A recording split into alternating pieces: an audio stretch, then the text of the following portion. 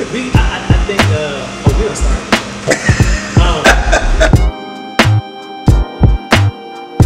The link below, do you see it? Why are you watching me still? You haven't clicked the link yet. Click it. Click it. Click the link right now.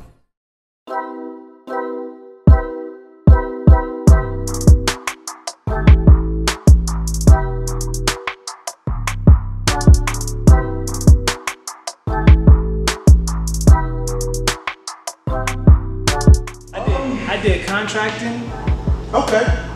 And then I found out about like DOD, DCMA, and I found out about the federal side because I never had it in. I wasn't military. My brothers were military. But once I did contracting, I mean, that's where the money is, though. That is where the money is. That's why it's so fickle because you can be riding high for 3 years and then all of a sudden, okay, we don't need you anymore. Yeah. Now it's like, okay, where am I supposed to work? So yeah, I definitely get it. Yeah. Well, we had that conversation. We did on the phone. Yeah, a little bit. Yeah. This is nice, though. I like that. Yeah. I like it's a dope vibe. It's real chill. Please record. Dang, I hate I stop your momentum. We'll table that. We'll table it. Is it recording? We'll table it. Oh my gosh, I was hoping I didn't stop your flow. No, but I mean, when I was in my early 30s, man, I was 310 pounds. Stop lying, bro. Man, I'm so sincere. I was out of shape. I had acid reflux. I had erectile dysfunction. It was bad. Wow. It was bad. But, you know, you have to decide that you want better for yourself, especially as black men, because we're worst on our health. Like our health is like you almost have to pull teeth to get a black man to go to a doctor on a regular basis. Right. Like we go when there's something wrong, but we don't go on a regular basis. Stop. I have regular checkups. I go to the dentist regularly. I go get tested regularly, and I'm not even sexual active, but I still go get my ass tested regularly. You know what I'm saying? So it's like we have to be mindful of our health because look at how many men we just lost. Tiny Zeus Lester. Yes. 62 years old.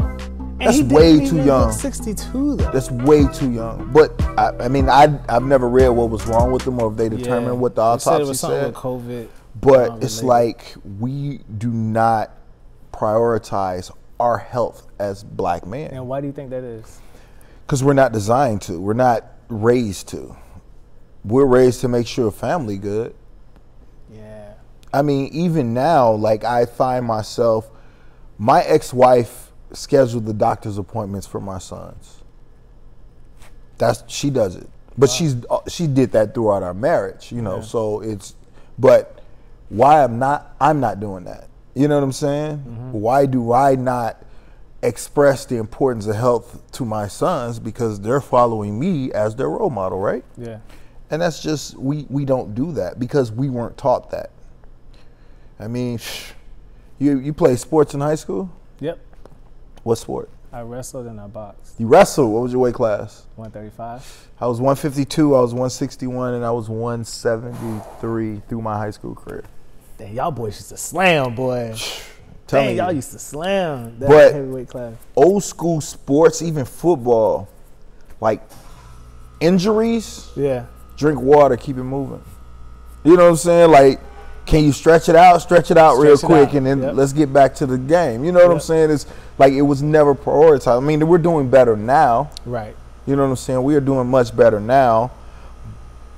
But, I mean, we'll say that's another topic. I think, we done started the show.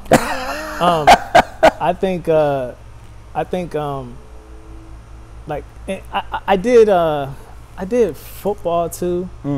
Football I didn't take to football. I tried basketball, and the whole black guys are good in basketball. That stereotype didn't hit me. But until later on in life. Right. I was just tall. Like I grew, well, then I was tall. Now I walk around other men and I'm just like, I'm just average. I mean, I'm 6'1", I'm average. That is average. Yeah, 6'1" is average. That's 6'1" crazy. is average. I mean, there's a lot of shorter men out here, but 6'1". More. I mean, when someone tell me, "Oh, you tall," I'm like, I'm just 6'1". I'm not. I don't feel like I'm tall. But you are though. I'm 5'11", so like, I almost made it. I wish I was 6 feet though, like 6'1", 6 feet. I mean, it's just, to me, it just sound cool to be 6 feet. You know what? I will say that now it sounds cool. When I was in high school, one of my best friends, we used to play fight in school. And we're kids, right? They had a whole team of guys, and all of them was 5'3", and that was their gang. They were 5 straight. It was like it was all fun and games, but all of it was 5'3". Like the short guys were winning for a while. Yeah. For a while. I mean, don't get me wrong. Like the basketball players, they always gonna. I mean, you 6'3", 6'4", 6'5", like. Yeah. Yeah. But now I think how life goes, man. Everyone has a fad. Yeah. Everyone has a fad. Beards are in now. Beards are in now. Beards are in now. Like it was a while ago, if you had that baby face, you was winning. Yep. Now you got that baby face, they think something wrong with you. They look at you like, what? And I shave once a month for the Army, so Wow. That's all good, man. Now, like, I had to clean shaven for the longest. But I've always been able. I was shaving in middle school. I got tall fast, so puberty hit me, and then I kind of just like. Right. Then, as I got, out of high school and stuff like that, then you start seeing that, oh, there's a bunch of guys out here like this. But that's why when I wrestled 130, I was a tall 135. Most of the 130, well, almost every 135 I wrestled against. Those short guys. So that reach, boy, I can be out here and I'm getting you. So I had that advantage over a lot of the guys I wrestled against. And, even with that being I didn't look at it as like, oh, I'm an athlete, because wrestling, I didn't know wrestling was that popular. I didn't know, because when I started wrestling, I was just like, okay, I'm a wrestler because my brothers wrestled. And then the coach wanted me because my brothers did it. I had Tademy last name. He was like, okay. So I had that. I started wrestling because I had anger issues. That's the perfect place to put it. Like I was like, I had anger issues. Like I used to get bullied, jumped in school. So I had some legitimately anger issues. And they was like, well, why don't you try wrestling? Yep. I did it for 4 years in high school. Loved it. Loved every minute of it. Yeah. And I was a tall 152 my freshman year. Tall 152. Wow. Yeah, and I tried out for football in high school and it didn't take. But then I went to college and I played. I was a different animal. College football was a lot different. Yeah? Oh, yeah. Oh, yeah. College football was a lot different. Not because I was a good athlete or any of that in football. It's just because you had privileges playing on football in college than you did in high school. Yeah, it was much different. It was much different.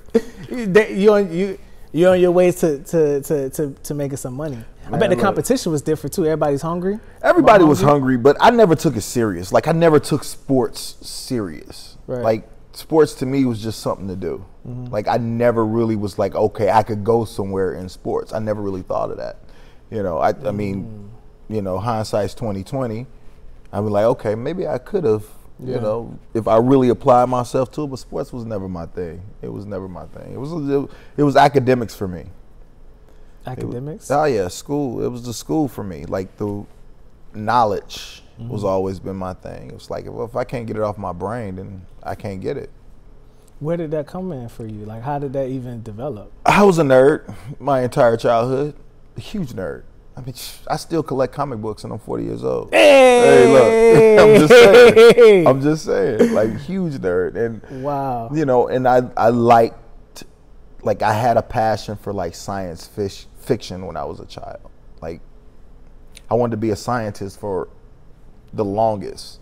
Bro. For the longest. And not just because I wanted to actually create something that's world changing, just because I like mixing stuff up and like blowing stuff up. Like I wanted to be a scientist because I thought it was fun, Yeah. But yeah, I was a nerd. I was a huge nerd. And it wasn't until my high school days where I realized like, okay, I can be a nerd, but how I'm developing doesn't say nerd.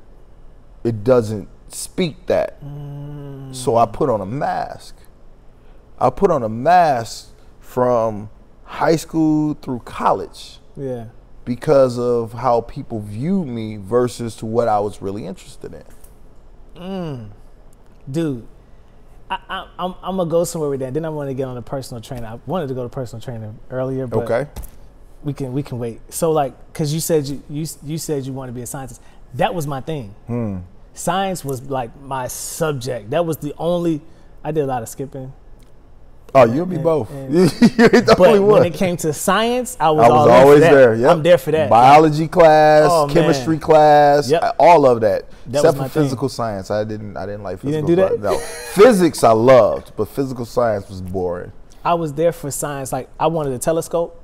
Parents bought me a telescope. I wanted a microscope.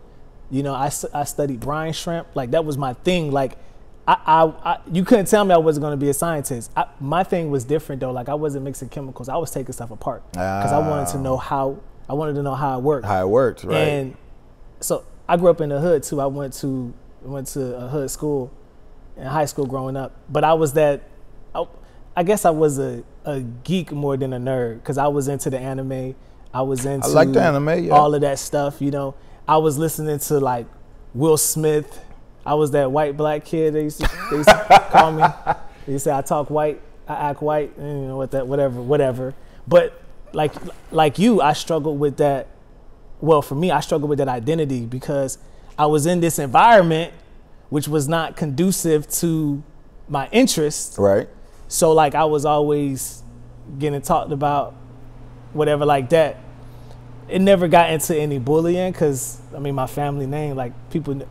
Tademy, like it's only right. I'm a Tademy. You know who my family is, so I kind of had that. So I was able to move in different arenas. I hung out with the jocks because I wrestled, and then I boxed, so I got to hang out with the Puerto Rican guys. Right. You know, so it was. I kind of was everywhere. But as I got older, I realized that man, bump all that. I'm gonna let my interests. This is what I like to do. Yeah, I didn't go that route. So where did that take As you? I got older, it became more of, okay, this was my environment coming up. This is what I relate to. I'm going to move into that direction. Like I literally, when I say I got to the point where life was just grimy, because I grew up in St. Louis, Missouri. Yeah. And, you know, my mom, she worked her butt off to get us to the suburbs. Yeah. But we were raised in the hood. Yeah. So when I got the chance to actually play hood games, I played them. Bullying stopped. It literally stopped. Yeah. But again, like I said, I was putting on the mask because of the people I was around. Yeah. Like, we were doing the most. I mean, from breaking in houses, stealing cars, like we were doing everything. I did that. It was bad. It got really bad. And then when I was able to get a plug. Yeah. So you telling me I'm in college in Alabama, have a plug where I have no overhead, and I'm on a college campus? Oh my God, life became real good there. Like, but it was all look, that was not me. It was, well, I'm not gonna say it wasn't me. Not all of it. Not all of it was me. You know what I'm saying? Because you know, and then the funny thing is that God changed me. I didn't recognize it back then. Yeah. But I realized it because I ended up getting arrested and going to jail for something I didn't do. Not only did I go to jail, I had to do 2 years probation for something I didn't do. Not only that, I ended up homeless after that for a while. Wow. Like, I'm 20 years old, finna turn 21, and I'm calling my mama to come get me. Like, you got to come get me, because if I stay here any longer, it's not gonna be. And she did. She came and got me. I moved back to St. Louis, and I went to school. I went to University of Missouri, St. Louis. After I left Tuskegee, because I was at Tuskegee, and after I left Tuskegee, I went to UMSL, and I did another 3 years at UMSL. And just fell back doing the same crap I was doing. I was at Tuskegee. Man, I was hard-headed. Look, I was very hard-headed. But by that time, I was grown. I had a little size on me, so now I'm bouncing in clubs. You know, I'm still moving weight. Yeah. You know, I'm going to college. Yeah. I have a job, Yeah. but I was doing all this extra stuff too, man. Like fat meat, we don't believe fat meat's greasy. Like we, look, it took me a while, man. It took me a while. It was just a cycle, man. It was a cycle that I was going through over and over again. So what you said God changed you. So what made you say, because you weren't in the service at that time? No. So all that came later. I didn't join the Army. I did not. So my really it was pretty much a brother, but my really good friend, he moved down here because he was bouncing in clubs too, and he ended up moving down to Orlando. And we used to come on the summers and visit. And I was like, okay, well, yeah, I'm gonna move too. And then I had my first child. How old were you? 25. 25. That made me go to the service. Dude, you won't be you. And I had a good job. Story is a lot similar. That's when my first one came, and that's what made me say, "Boy, switch it up." But I had a good job. Like I actually stopped bouncing in clubs. I stopped doing all my dirt. I started working for Rent-A-Center. I was working for them for a year, and then I was just like, okay, I got this baby. I need to do something that's going to have some type of stability. Yeah. That's the only reason why I joined it, because I wanted stability. Wow. I have not had stability my entire life. Everything was roll of dice. So I joined the military because I wanted stability. And I mean, I got it, man. I'm 15 years in the game. So, you know, I got stability. Right. I mean, I'm tired of it, but, you know, I mean, and that's what I wanted. That's why I joined. I was like, okay, at the end of the day, if I was to die tomorrow, my daughter gets $500,000. You know, well, not just her now. I got other kids since then, but I mean, that was my mentality. That's why I joined. You know what I mean? So that's, And it's the perks of the military is what is attractive. I think for me, I'm one of 7. Wow. 5 went into the service. 2 of us did. I got close. I took the ASVAB. I did all of that. You know, I didn't make that leap of commitment though. Okay. So, what made you stop? I don't know. I just didn't follow through with it. I just didn't follow through. I was doing a lot. I was still doing, like, at that time of my life, I was doing AV event setup. So I was setting up shows, doing all that. So I've done AV like practically my entire adult life. And you didn't want to do that for the military? You could do that in the military? Oh, absolutely. Oh, absolutely. You wasn't there to tell me. When I went overseas, I was working for the largest company, AV event company in Florida. Okay. Good job. I mean, really good company. And I left that to go overseas. It's for the money reasons. I mean, those contracts, I knew guys over there bringing in 100, 150,000. Man, that's some dude. They weren't doing that, but going in and unlocking the office door and sitting in the office all day. They get into the twos, man. That's crazy. I knew them. Like, I seen these people. It was really good. Had I not had my son, that's a career. Oh yeah. I'd have stayed over there. I'd have done some time over there. And it was really good. I mean, it's you kind of got to be, you at that time. I wasn't reckless. I was coming out of my recklessness. Okay. I was coming out of it. I was on my way out of it. Slowed down. I would go to work, hit the gym. I got up to. I went over there at 155. I left at 185. Ooh, you was putting on that muscle. Hey, listen. You was hitting it. Listen. You was hitting it. You working 7 days a week, 12 hours a day. You can eat around the clock. So I was able to eat. I was able to eat around the clock. Yep. And I mean, working the gym. See, that changed me too, because when I deployed in 2010, like I said, man, I got big. Like even in 2010, I was in 280, 290. Dang.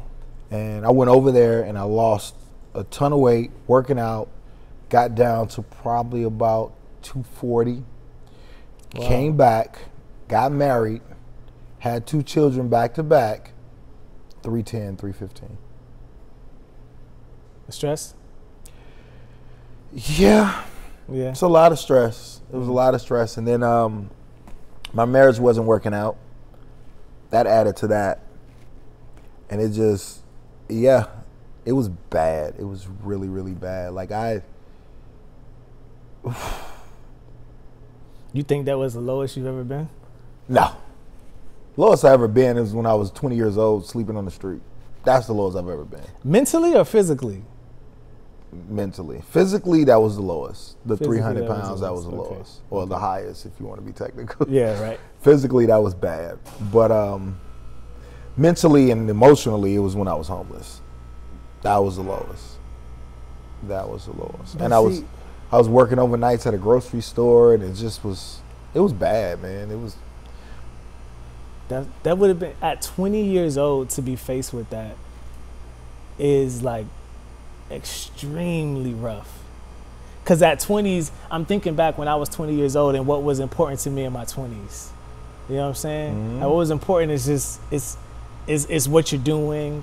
Right. It's the allure of things. Like you kind of, there's no foundation of who you are. Like, not to say that homeless is easy, but to be homeless in your 30s, 35, you're like, okay, I got to move this, I got to do this, I got to do this. And you can kind of strategically and keep yourself grounded. You got a little bit more 20, experience. Yeah. But at 20? At 20, I mean, like, bro, my life is over. Mind you, I just got out of jail. Wow. I'm on probation and I'm homeless. Oh, yeah. But So how was they able to work that? I was in Alabama. I was in Tuskegee, Alabama. Tuskegee, Alabama. I just had to go in and make sure I showed up when I checked into my probation officer. That was it. Wow. That was it. They didn't care. Alabama, it was slow motion. Mind you, man, this was 2000. This was 99, 2000. Yeah. You know. The world was supposed to end, so whatever. That's true. But yeah, nah, it was, you know, now it'd be different, you know, this day and age. Yeah. But back then, man, I think that was before Black Planet. Like that was before there was any Black social Planet? media. Oh, Look, God. Look, legit. Look, I'm just being honest. Look, I'm telling my age right now. Look. Oh, Black Planet. But there was no social media back then. I think Yahoo was the hotness, the Yahoo new hotness. Chat rooms? Yeah, the Yahoo chat rooms was the new hotness back then. Oh, my gosh, yo. So, I mean, there was no connections back then, Nah. man. And I was still filling out paper applications. What about the phone chat lines? You remember those? Dude, we used to look, $5.99 a minute. You spent it like. Look, we used to have like, cause you know you get the free 30 minutes, right? Yo, we used to. It was like remember I told you I'm 1 to 7, so I got 4 brothers. I have 4 brothers. Mm-hmm. So it's 5 boys and 2 girls. We got a whole starting 5 basketball team. We would, like, each person would go through and you got to use 30 minutes of your phone. So we would this person's phone, and then this next person got to use their phone the next time we want to get on it, bro. Like, it was crazy. We used to do that. So I never really got into the chat lines. This is probably why I can't do dating websites now, because I've never felt like that. But I knew I had a couple of guys all the time. They used to literally meet up with these girls from this chat line. That's what we used to do. You know, and then since I was the only person with his own spot, what year was this? 2001, 2002. Yeah. They used to bring them out of my house. I was like, okay, whatever. I was 22 years old. I was living my best life at 22, man. I'm working at the club. 22? I'm working at the club. I'm in college. I have a part-time job with UPS. I go to the club and I make side money. Like I was loving. The only thing I didn't have was a car. But my brother had a car, so I rode him all the time. Yeah. So we worked at the same club. Like I was just living too fast. So what? Talk about that transition a little bit and that change when it all switched for you. Like, where were you at mentally? What were you considering and thinking about? And were there any people in your ear, or was it something that happened internally? Well, you know, I've had mentors. Right. I've had mentors. You know, looking at, and these are not guys too much older than me, but I'm looking at them and how they're starting to move, and it was a lifestyle that I wanted. And then Right. I looked at my uncles. So my mom is one of 6. The rest of them are her brothers.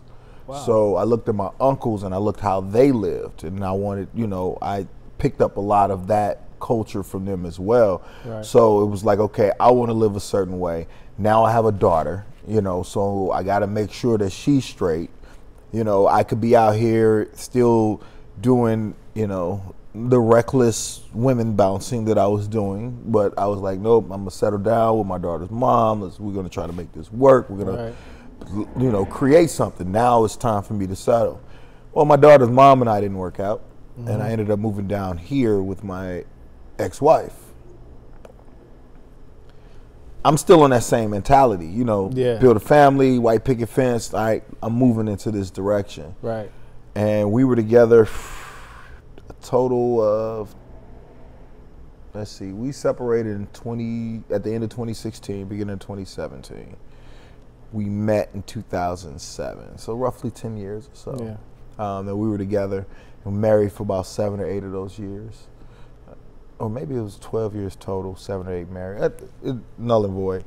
But all that came crashing down when she left. And I ended up, I had a 7-bedroom house. And I was like, okay, I was sleeping in the guest room. I was like, Wow. why am I sleeping in the guest room? You know what I'm saying? Yeah. Like, what are we doing here? Like, what is this? And we had this conversation. And I don't blame her at all for leaving. I do not blame her at all. It's nobody's fault. She just wanted something outside of what I was providing. Right. Got it. You know what I'm saying? That's life. People make those decisions. Right. And it took me a year to get over that. Took me a year. I ended up setting them up with a 3-bedroom apartment. She took the kids for that first year. I ended up moving in with my brother. Right. I lived with him for about a year. And then I took that time to go through serious depression. Wow. Depression, counseling. I started reading. I stopped going to church. Wow. But y'all was going to church together. We were. And then towards the end of our marriage, I started going alone. Mm-hmm. And then when we separated, I was going alone, and I just stopped going. Wow. And then when I stopped going, that's when I got a relationship with God. When I stopped going to church. Ooh, we're going to dive into that a little bit later, but continue with your story. So with the newfound relationship that I have with God, Right. with the books that I've been reading, one of the big ones was A New Earth by Eckhart Tolle. Never read that? Nope. That book helped me tremendously. Wow. A New Earth? A New Earth by Eckhart Tolle. Wow. That book helped me tremendously. After that, I got my own spot. I got the kids full time, including my stepdaughter. By this time, my stepson is grown. He's out the house, Yeah. But stepdaughter lived with me. My children, my youngest 2 were living with me. And that was good for like 2 years. And then this year, I decided, okay, I want to take it a further step. Because, mind you, my divorce was finalized in January. We've been separated since 2017. Wait, this January? January 2019. Wow. By December of 2016, I was sleeping in the guest room of my house. No, November of 2016, I was sleeping in the guest room of my house. Wow. When 2017 got here, I'm like, I'm not paying this amount for us to stay here, and I'm living in the guest room. So either we're going to try to make this marriage work, or we're going to call it a day. Yeah. And she was like, well, we're just going to call it a day. I was like, that's your choice. Not in so many words.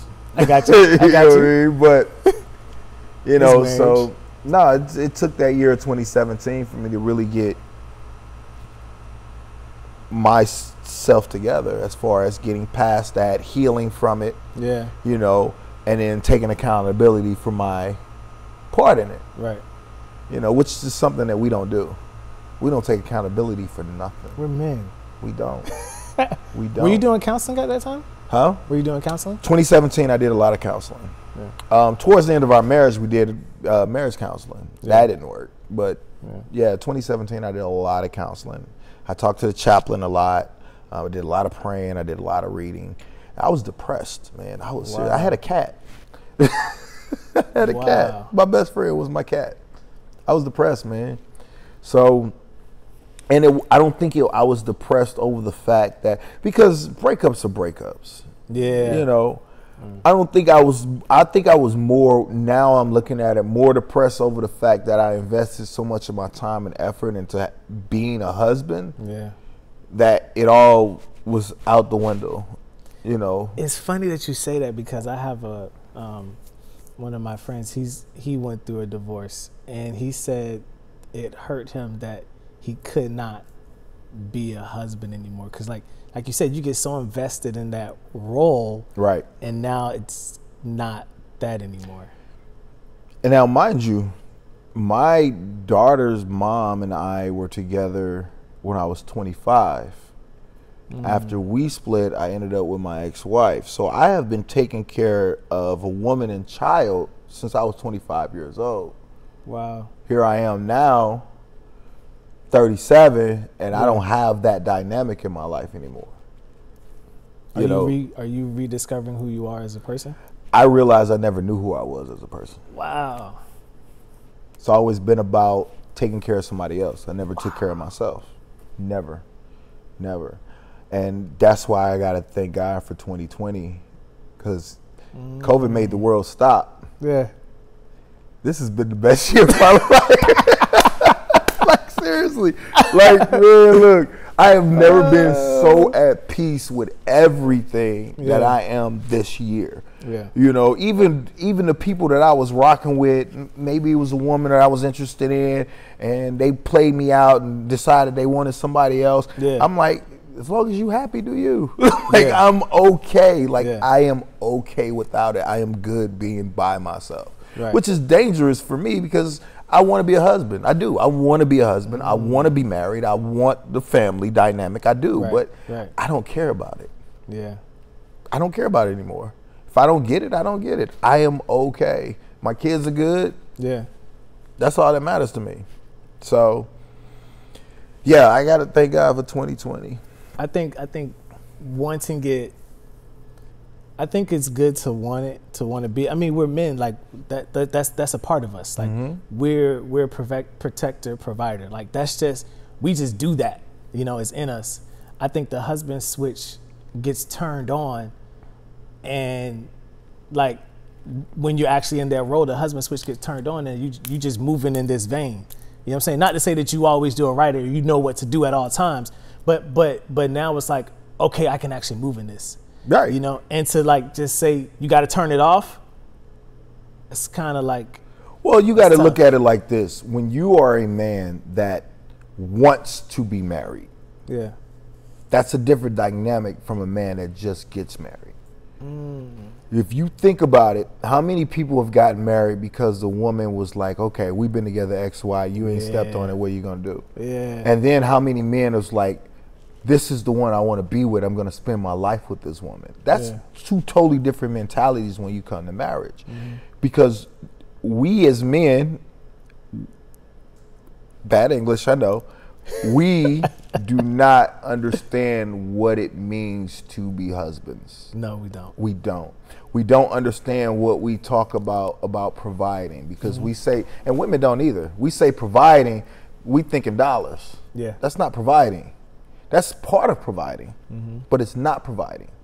Providing means providing a space where your woman's comfortable, providing the energy that you need to lead your family into the direction of God. Right. That is what's that's part of providing that we lack in a lot of. Because let's think about it. How many times that you've been in a situation where your significant other gets mad and snaps and you want to snap back? A lot. Because that triggered that energy in us, right? But you're the head of the household. You're the provider. You have to provide that space to where it doesn't fade you. Not saying it don't fade you. Right. If she's snapping at you, maybe you need to, take a break, go outside, scream, cuss, whatever, and then come to her and provide a different window. Like, okay, I understand why you're feeling this way, but let's pull you out that space and put you in this space, because now I need you to be, because what's the first thing we say when a woman's snapping? Oh, she's just being emotional. Yeah. But when she's making love to you, she's being emotional too. Yeah. We don't think about those two dynamics. You want your woman emotional. You want her to be emotional. Yeah. But you have to be that man so grounded in yourself to where these are the emotions I want you to feel. I don't want you to feel those emotions. If you're upset because you have a problem with trusting me, well, let me make it more transparent so you ain't got to question that. Yeah. You know what I mean? It's little things that we have to take as men to understand that. Let's take, for instance, and I had the conversation. I was on a podcast the other day. It's Cocktails and Conversation. My man Young Kaz does it. Like, it's great. Young Kaz does it. My friend Ziggy, they're on it. Wow. And we were talking about. He was talking about a situation where he had an ex, and he told her, okay, I'll be home at one time, and then he wasn't able to make it at that time.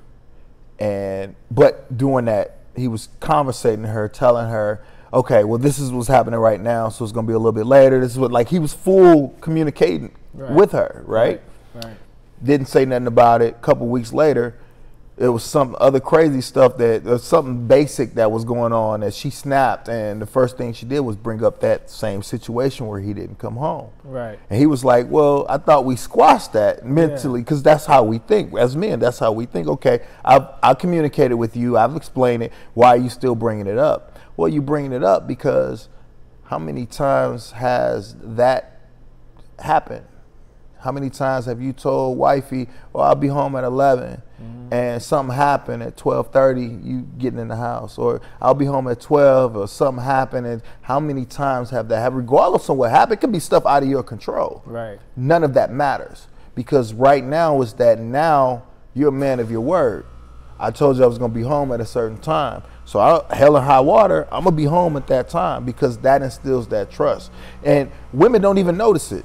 What I found out, they don't notice that can be even on a subconscious level of that mistrust. Is like, okay, he says he's going to be home at this time, but 9 times out of 10, he's going to start coming home at that time. Yeah. Or he said he's going to get this done by this time, and here it is 2 hours later, it's still not being done. Like, all of that builds that level of mistrust. And it's minor. It's very minor. But if you keep adding minor scratches, it become a whole cut, right? Yeah. So we have to be mindful of that, which we don't do. Men, we don't do that. That's when you lead your woman. You know what I'm saying? If you want your woman to be submissive, you got to lead her properly. That's what this year did for me. Look, look, this year of me being single and really getting to, like, and don't get me wrong, I've hung out with some great women, but I've been very honest about where I am in my life this year. So it's like, okay, yeah, we can hang out, we can kick it, but you gotta have to understand where I am. Yeah. You know, some of them I'm still good friends with, some of them I don't talk to anymore. Yeah. But I was honest. This is where I'm at. I am not having random sex. I am not dating. I'm not going to sell you a dream and pretend like you and I are going to be something, because that's not where I'm at right now. You know what I'm saying? That's not where that's not what I want. I think, but like, you've had this period or this time of just like self-discovery, you know, just like familiarizing yourself with yourself and becoming comfortable with who you are in the realm of, I'm expressing who I am. Whether you receive it, it's not up to me to decide, and I won't be offended if it's not received. Look, now, I just got to a space within myself where I'm starting to get there, where I've gotten a little bit more there. And I think what hinders a lot of men is that we don't get there early. I'm not even gonna say early. Sometimes we never get there. True. That's why we stay. There's a lot of men out here that never got there. That's why we stay moving in this quote unquote thug look or appeal. Not to say there aren't men out there that live that and that want to do. That's fine. I'm a complete thug though. Let's get it. Let me be honest. But I'm a complete thug. But you know what? Because I can identify with it does not mean I have to live it. Well, I would agree with you on that too, based off of your environment. You know what I'm saying? I grew up in that same environment. Like, right. Dang, people from work are probably watching.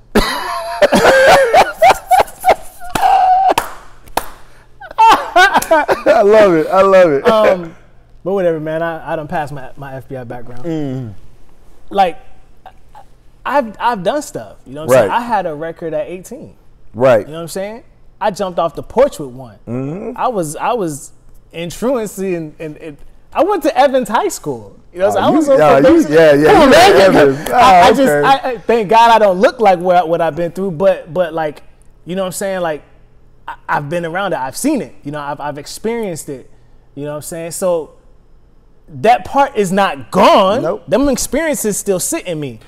I just chose to allow who I was or who I am, who I found myself to be, to trump my experiences. You chose to grow up. I get it. But you got to be able to plan. But see, I guarantee you, I don't know everything about you, but I guarantee you could put you in that in those similar situations now, and you still know how to maneuver through them. Oh, because you could flip that. You could do this. So you know again, you can hit that switch. We're being transparent, right? Right. So I used to live in a Popka, a 3-bedroom spot in a Popka, and this year it was like, okay, I need to start living below my means so I can be better. Right. In the future, because I want to buy property. I want to buy some property come next year. So I stay off Rio Grande right now. You in there? I'm right in the hood. Dang, Rio Grande. I'm right in the hood. Dog. And I'm okay. Yeah. Like I sleep well at night. Yeah. Gunshots and everything. I sleep well at night. Like for me knowing that I can live in that environment and it's not mean that I got to be part of that environment. Right. I mean, I'm there for a reason. Like that's a stepping stone. Yes, I'm living below my means because I want to get to a spot later on in life. Right. You know, so I had to, because when I had my children, and I was check to check. I make $60,000 a year. Yeah. Check to check. You know what I mean? Check to check. And I drive to Tampa every day just to go to work. Dang, you driving to Tampa? Every day. Every day. Gosh, dog. My kids love Orlando, and I'm not gonna be away from my kids. Yeah. I'll make the commute. Yeah. I've been doing it for 7 years now. Wow. Back and forth, 7 years. But I don't care if I live in the hood. Yeah. And you know what I'm saying? And my house is nice. You know, I'm not complaining about it, and I'm not gonna be there forever. So why would I let it faze me? You know, and it's so refreshing to be so comfortable as a man in myself. Yeah. To be okay with that. I'm comfortable. I'm good. I've never been this at peace with everything before in my life. It was always stressed, always problems, always issues. I'm very at peace, man. Like I am blessed for everything that I have right now. So I think the biggest thing for me, because I struggle with pleasing people or allowing the approval of people to dictate my moods. Ego. But like now I'm at a space to where you don't have to approve of me. You don't have to like what I'm doing. You don't even have to like me.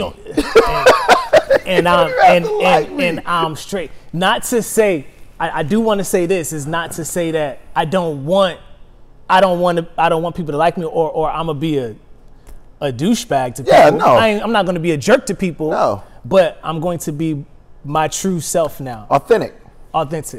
And people recognize that. Oh my God, whether they're in the church or whether they're in the world or not, like no matter who they are, they recognize that. Like that's like when I was coming up, I would still be in them environments and still be around those type of people and that type of energy, but I would still be me. You know, I would wear just my t-shirts, my plain color tees, you know, and my Dickies shorts. Right. You know what I'm saying? I would still be me. I wasn't trying to dress.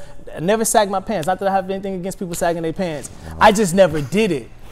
and I'm around these people, right? You know what I'm saying? But I never took on that persona. Thank God, I never was tempted to. Now I did a lot of what they did, but they will always look at me and they probably didn't like it, but I had their respect. Like I was, because they're like, yo, Dan, you just be doing you. You be jamming Will Smith, like you don't even care. Like I was just always like that. People, what I've learned is people respect you more, and they're more attracted to people that have genuine energy. Yeah. When your energy is genuine, it shows. When you try to fake it or when you try to pretend, that shows too. You know, and it shows a lot more you trying to fake it and you just being yourself. And they gonna challenge you. They gonna try. So they gonna roll up on you and be like, "Oh, we gonna see if you really about." Well, and we can take that to the professional world. Let's take Orlando for example. Right. Orlando has some of the fakest people in America. They have some of the fakest people in America. But you know what? They rock with me because I'm not. There's nothing about me fake, flaws and all. This is what you get. Yeah. This is what you get. Yeah. You know, and if I'm not your cup of tea, cool. Yeah. It's good. Like, so funny. You know, I was interested in a woman, right? Right. And, you know, I was, you know, we were talking back and forth. And then one day we just stopped talking. And I'm wondering what's going on, like what made the energy change. Right. And next thing I know, she pop up with another guy. Right. Now, don't get me wrong. I'm not that type of person that judge anybody that wants to date multiple people until they find they one. Right. I'm just not that person. If I'm dating you, I'm just gonna date you. Right. But I wasn't even upset. Like I wasn't even like it didn't bother me at.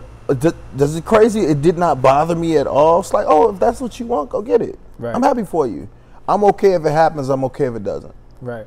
That's how grounded I am in myself right now. Because I mean, when you think about it, women outnumber men 3-1. Period. A lot. Period. So I don't even know. I can't even imagine how these women are sharing men, because there's a lot of single men out here, and y'all outnumber us. But a lot of them don't be doing much.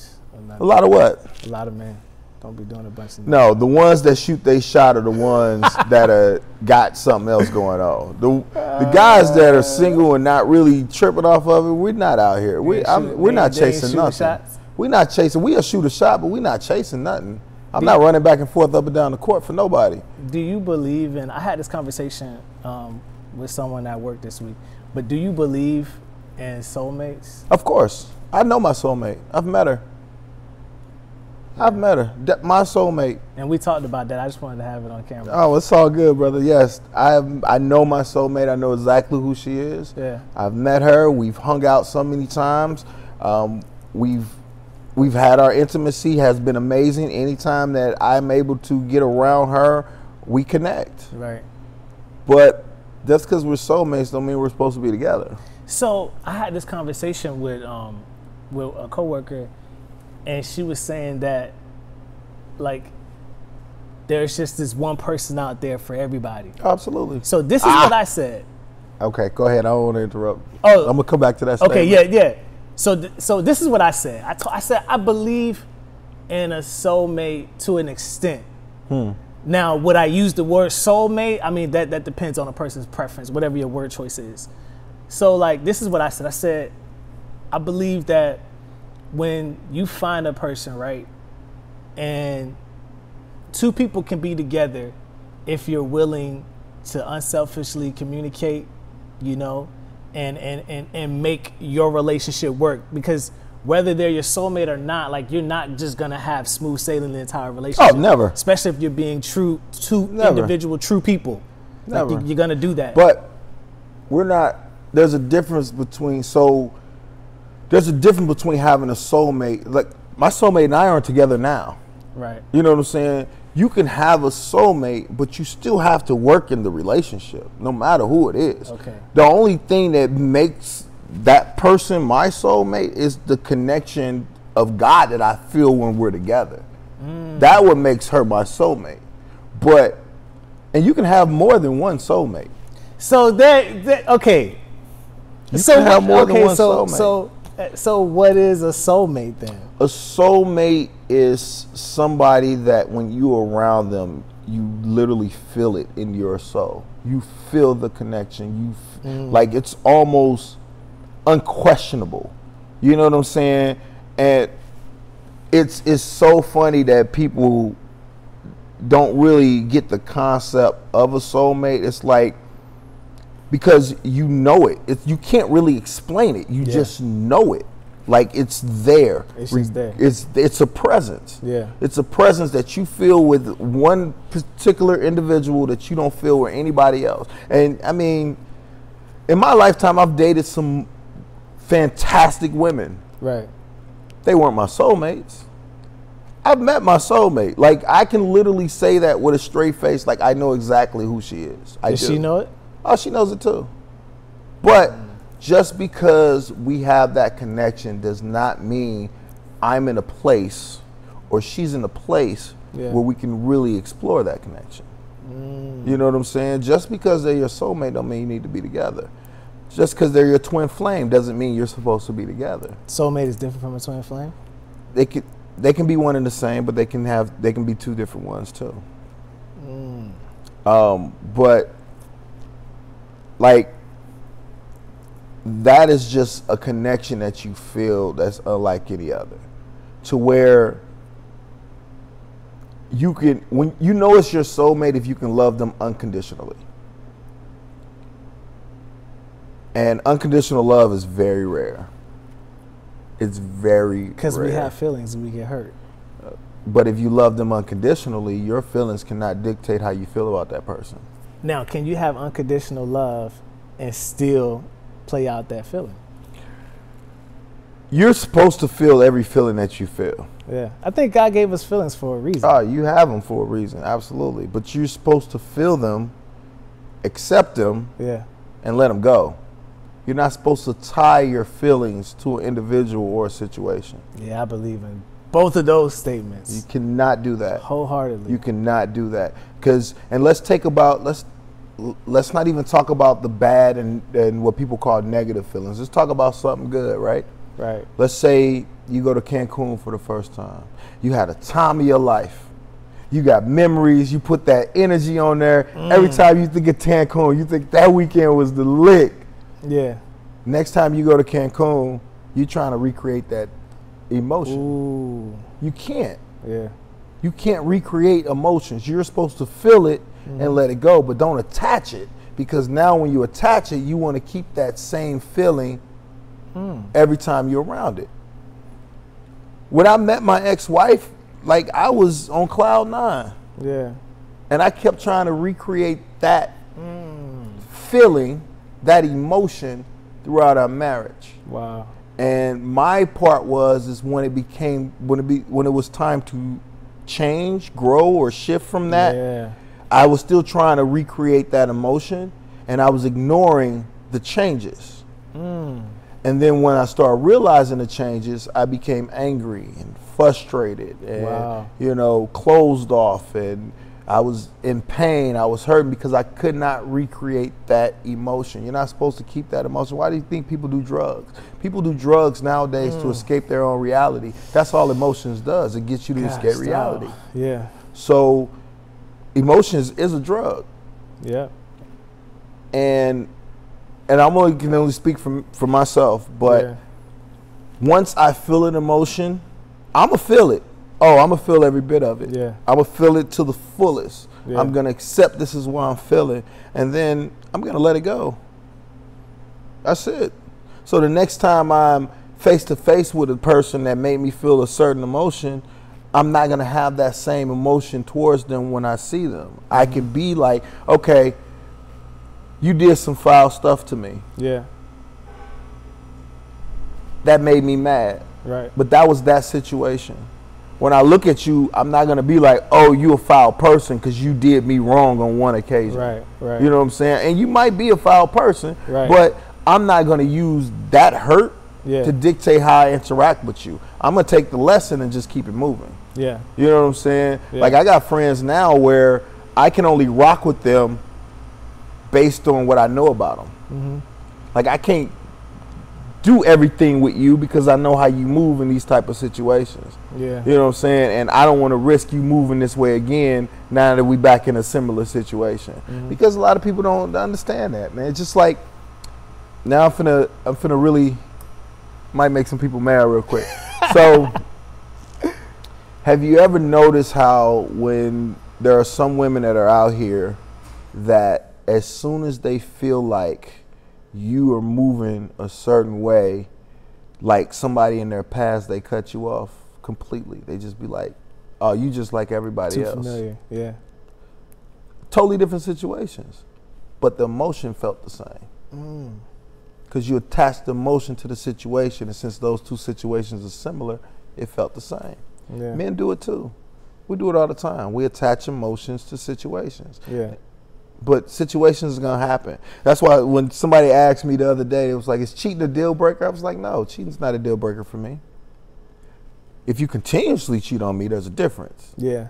But if you cheated on me, you made a bad decision, and you actually do the work to try to restore my trust in you, yeah, it's not a deal breaker.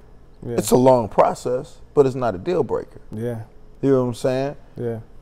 Well, somebody cheat on me, I'm cutting them off. Okay, well, that's your choice. Yeah. But ain't nothing out here. There is nothing out here. Ain't nothing out here. There is nothing out here, God. man. There is nothing out here. I wanted to say, God, I want to get to personal training, okay, bro. so wait. But see, I thought of two other things while you were talking. Okay. I'm gonna get to personal training. So, it's two things I was thinking about as you were talking. The first one was when you're talking about emotion. I was going to say, I believe that God gave us emotions because that maximizes, or not even maximizes, that is the human experience. We're not living a human experience without emotion. That's what makes us different from any other creation, is that we have these ranges of emotions, and attached to those emotions is free will. Which is like, dude, free will is like everything, and that's a study within itself, free will, and what we can do with free will. And people blame God and they say, oh, if God was living, if God was real, why would is it? And that's the whole point of free will. You know what I'm saying? Emotions and free will. You mix those two together, you get humanity, people. But anyways, but that's it, right? So I do believe that emotions is a huge part of the human experience, and we should, like you just said, feel the entire emotion. Got to. The Bible even talks about sorrow. If a person is sorrowful, you know what I'm saying, let them drink. Well, see, like when you're going through, feel it. There's a lot of people that bury it. I want to get, and that's the next, I'm glad you said that, because the next thing was I want to talk about men, and especially black men. Like, we have no idea about emotions. I spent my 30th birthday, and my wife can attest to it. When I turned 30, that's when I started literally feeling, thinking about, experiencing, starting to, I ain't gonna say understand, but that's when I started to, on this journey of understanding my emotions. I spent my 30th birthday just sitting on I was homeless at the time, came back from overseas, had my son, lost all my money. I couldn't find a job. Took me a year because I would go on interviews. Oh, you overqualified. We can't afford you. And I'm like, dang, do I got to change my resume? Because I was trying to stay in the private sector. I was like, dang, I'm trying to get these jobs. And I was like, man, I got to stay in private sector. Thank God the company that I work for, that they picked me up. But it was tough. It was a tough time in my life. I turned 30. I was just sitting on mom's couch, man, just thinking, going over my whole life, what I want to do, who I want. And I knew I was going to bounce back because that's just how I was raised. Right. I'm a go-getter. I'm a grinder. I was raised that way. So, and I'm just thinking, and being a man, and especially being a black man, we don't talk a lot about emotion. We don't talk a lot about feelings, how to deal with them, what you're feeling. It's okay to feel what you feel, but this is where free will comes in. Now you got to make a choice. What you going to do with that emotion that you just felt? How you going to respond to that emotion? So I want to hear what you think about the man experience of emotion, and then like just the black man experience with emotion. Because you seem, I ain't going to say, like, you're still in your journey too, because you're still living, so you're still on this journey. But like where you are, that's man stuff. You know what I'm saying? Well, see, you mean, well, and I was talking to my brother about this the other day. I think the men that can recognize and understand themselves, we lack in other places. Dang, yeah, you're right. We lack in other places. Because the guys that are doing well have no idea how to deal with emotions because they don't. And when I say doing well, I'm talking not just saying doing, like, don't get me wrong. I have a career, like, I'm not complaining, but I know the potential I have. I should be living in a better way of life than I'm living now. Right. You know, but that's because my energy was put on the personal healing portion of myself. Yeah. Business and money, that was never a real concern of mine. Relationships were a concern of mine. Relationships with friends and family and like just interacting with people have always been my drive. And those are two separate men in life. There's men that will get to the top of the corporate train and don't know how to talk to their own children. Yes. And then there's men that can't get a job to say their lives are the best dads in the world. Wow. You get those spectrums. It's not a lot of in between that. No. You know, it's not a lot of in between that. So for me to be where I am comfortable with not only feeling my emotions and expressing my emotions in a healthy manner is because that's has been my focus for the longest. It's about, okay, I can be cold-hearted and a hustler, 48 laws of power, or I can be art of seduction and try to learn how to actually deal with people, you know? And I've always been that people person. Now, don't get me wrong, I'm antisocial as hell, but I'm still a people person. You can put me in any room and I'll be able to be social in that room. Then I might need a week or two off to recharge, but you know, but I can do that because being able to talk to people has been something that that's been my focus. You know, I'm trying to get back to the latter side. Now I'm trying to get to the point to where, okay, I've done my healing.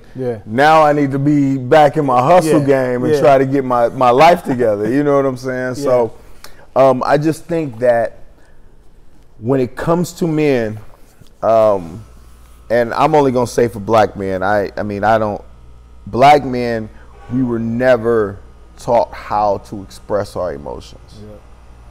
And then the men nowadays, the ones that have been raised by single mothers, they're crybabies. So there's no, there's no in-between dynamic to where there's a healthy lesson about how to manage your emotions, how to remain grounded in your masculine energy to be able to control your emotions, how to control our sexual urges.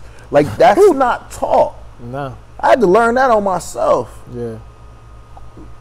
I could go 6 months to a year without sex and be okay. Jesus. I can. Done it. Wow. I've done it. So I know it's possibility because I am in control of my sexual urges. I am in control of my emotions. When people feel like, there's some people that avoid you because they think how they move will upset you. Yeah, I was upset. But you did what you did. I was mad on how you moved. To me, that was some garbage, but okay. It is what it is. So now, I'm not going to be mad at you every time I see you because of what you did 6 months ago, or what you did a year ago, because what you did last week. Come on, why would I carry all that negative energy in me? I don't need that. Life is too good. Now, if a similar situation comes up, you're not going to be the person I call because I've seen how you move. But that doesn't mean when I do see you, it's not going to be like, hey, how you doing? How's everything? Are you okay? Because I'm a genuine person. I'm authentic in myself to where it's like, okay, yes, what you did upset me, but now it's over. Why hold on to it? But we don't do that. Oh, no. we try to hold on to all of it. Petty. petty. We are petty people. Oh, she left me for old boy. Every time I see her, it's like that. Why? Yeah. She just liked him more than she liked you. I get it. It hurts your feelings. It is what it is. Yeah, but I'm not going to be upset with you every time I see you. Yeah. I just know never put myself in a situation where you can do that to me again. But I ain't got no problems with you. You good? Yeah. Life is good with you, old boy. You and old boy work out? Oh, you didn't? I'm sorry. You know, let's keep it moving. Right. You know, I got no hard feelings, man. And I think that's our problem, is that we are so used to just holding everything in. Yeah. And all we can do is be angry. Black men are the angriest men in this world. So angry. And it's hard to penetrate that.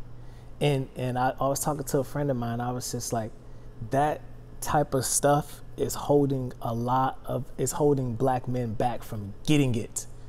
Put that stuff to the side, even when it comes to the whole racist thing, and that's a whole other conversation. When it comes to you got somewhere to go, there's wealth to build, you got a family to get out. Like, you got, like, bruh, I'm not saying don't put yourself in a situation to be taken advantage of or hurt or disrespected. Like, please don't let them disrespect you. But, bro, you holding yourself back by holding on to that. Because you're angry. Yeah, because you're angry. Mad. So let's get into the business. Let's end off here. Okay. The personal training.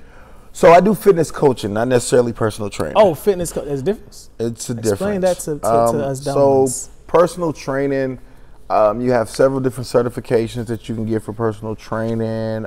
They teach you, personal training is a lot more in depth than actual just coaching. Right. So what I do, I take individuals, I just talk to them and figure out where it is that they want to be. Right.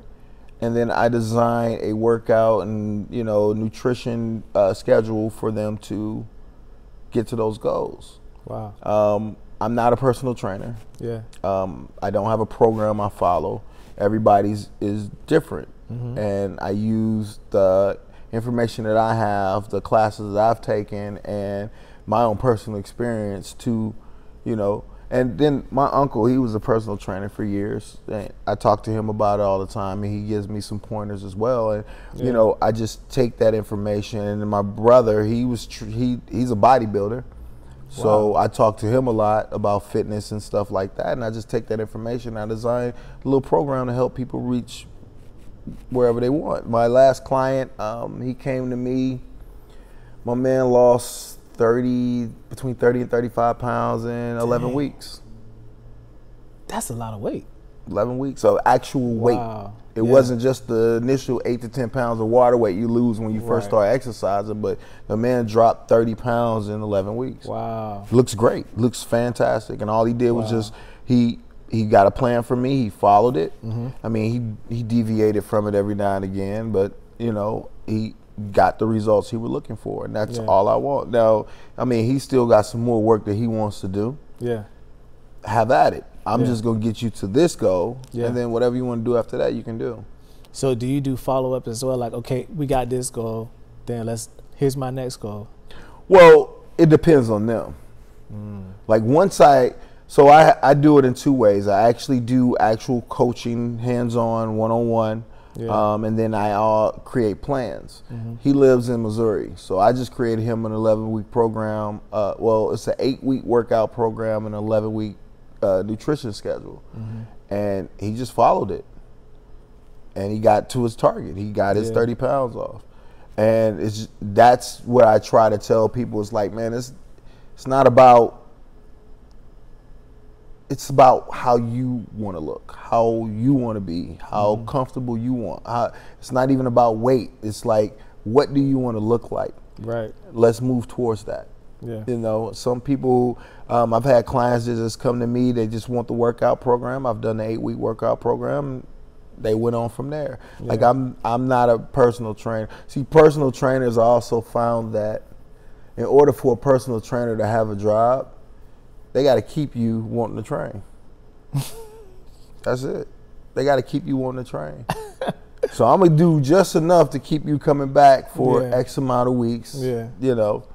The people that owns these little private gyms, some of them are hilarious because they'll put you through a great workout. Yeah. And then they'll celebrate at some type of fatty restaurant. You know what I'm saying? Like it's a real business out here. That's how they move. You know, my goal is to get you to where you don't need me anymore. Wow. That's it. But I mean, that's not my bread and butter. You know what I'm saying? Right. So like if I was a personal trainer and that's all I wanted to do, that's a whole different dynamic. Right. You know, but I have a full-time career. So this is because I know how it was when I was 310 pounds. If you uncomfortable with how you look, holla at me. I'll get you together. Oh, you gonna pay me for it, but I'm gonna get you together. Yeah. So, you know, and that's all I do. I just do fitness coaching. You know, I take your information, I take your goals, I put in the system, I calculate it. Yeah. I figure out what your macros are, your BMI, your body fat index, all of that, and just and perform and create a program for you to get you to wherever your goals are. One of the biggest things for me is, you know, as I got older, like I've always been an athletic person. Right. Like I've always been athletic. That was never an issue. I've always been a water drinker too. Like water is like, I don't know how it happened. It just, as I grew up, I just gravitated towards water, and I've always, even as growing up. So as I got older, you know, I kind of, believe it or not, water is like a huge thing when it comes to just like helping out your body. I didn't know that growing up. I just always been a fan of water. So as I got older, you know, especially when I was working out, when I was into the gym heavy, when I was, you know, really taking my body serious, stuff like that, my nutrition, you know, I was on that, and I was drinking a lot of water on top of that, and that helped me out so much. Absolutely. Especially a lot of alcohol that I've consumed. You know, it just helped me out so much that I was a huge water drinker. Like that helped out a lot. I wasn't putting a lot of those that crap in my body. And then what I did was I started lightening my meat intake. That's one thing I'm trying. Like I got a friend of mine. He's out in where's Rob live? Rob lives out not West Palm. What else is out there?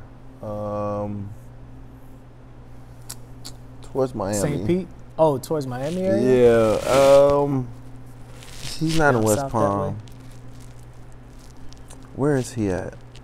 I don't know. He's out there in Miami area, and that's what he does. Like it's all his.